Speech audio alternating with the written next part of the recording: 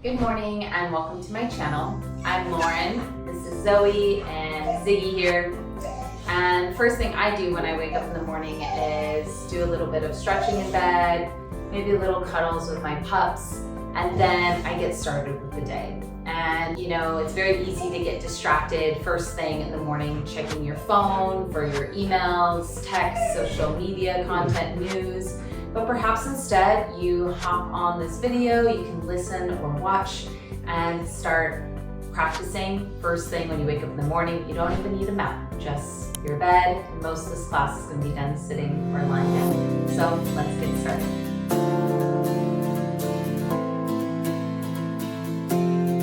Take a little morning stretch, pointing your toes, arching your back. Finding a big sigh, big yawn, and then while you're at it, just circle the wrists and the ankles in one direction and in the other direction. And then pull your right knee to your chest, hold around your shin as you guide your knee towards your right armpit. Take a deep breath in and a deep breath out. This time as you exhale, you're going to take a supine twist. So guide your right leg across your body to your left. There you go. And as you guide your leg across to your left, take your right arm out wide. You can goalpost the arm at a 90-degree angle and lower the elbow and forearm towards the ground. If you have the space, you can stretch that right arm out wide. As you can see though, normally this is my typical morning. I have 2 dogs, my husband, so not a whole lot of space, and normally these guys like to get really close to me. Whatever you're working with, remember to wake up slowly and gently, and just take 2 more cycles of breath here, really encouraging that rotation of your mid to low back. And then slowly roll to your back. Extend your right leg up to the sky, and if this feels like it's a lot on your lower back with the left leg straight, just plant your left foot to the ground or to the bed. Interlace your hands behind your right leg and kick your right heel up, the toes down. Go ahead and bend your right knee and then lengthen the right leg. And just do that twice more. And last one.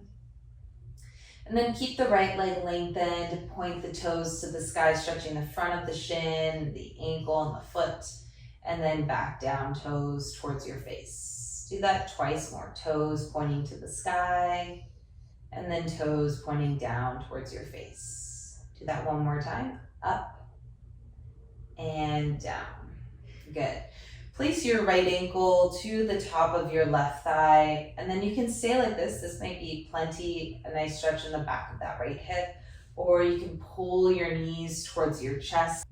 And then go ahead and unwind. And we're going to take that on the other side. So let's start by extending the right leg long on the bed and pull your left knee to your chest. And as you do so, guide that right knee towards your right armpit. And you're going to be here for 2 more cycles of breath. Take 1 more breath in. As you exhale, twist, taking that left leg across your body to your right. Right arm can come out wide like the letter T, again, just depending on the space that you're working with, or you can goalpost the arm, so 90-degree angle at that left arm. Then come into happy baby pose. So you can grab behind your thighs, behind your knees or ankles, or you can grab the bottoms of the feet. Notice how my elbows are on the inside of my knees. That's gonna make it a lot easier to grab your feet. And then you can rock a little bit side to side. You can bend into both of your knees and pull your feet towards your hips. Maybe you lengthen into one leg as you bend the other. Maybe you lengthen into the other leg. Perhaps you lengthen into both legs. And then hug both knees to your chest. Let's do 1 more stretch here on the back. So lengthen both legs out. Take a full body stretch once again, pointing the toes, arching your back. And then you're gonna lean to your left. So this is called banana pose or banana asana. So you're gonna walk your feet, your legs over to the left. Notice how I'm still on my back and my legs are straight or lengthened. And then cross the right leg or right ankle on top of the left ankle And I like to grab a hold of my right wrist as I lean to the left. You can also just grab a hold of your elbows or forearms. You're gonna be here for a couple breaths. This may feel really nice for the right side of the lower back, especially the QL muscle that connects your rib cage and pelvis, and maybe even the front of the right hip and the hip flexor group. Take another breath in and out. And then slowly unwind. And we're gonna take the other side. So you're going to lengthen both of your legs out. All right, hug your knees to your chest. Roll over to one side of your body and then gently press yourself up. All right. Now, this next stretch is one of my favorites because when I wake up, my back always feels really stiff. So sitting cross-legged, you don't necessarily need to cross one ankle on top of the other thigh. Just sit with one shin in front of the other. And then you're gonna fold forward, bowing your head down. This is when I like to give extra cuddles and kisses to my pups. You may feel the stretch in your hips, in the lower back.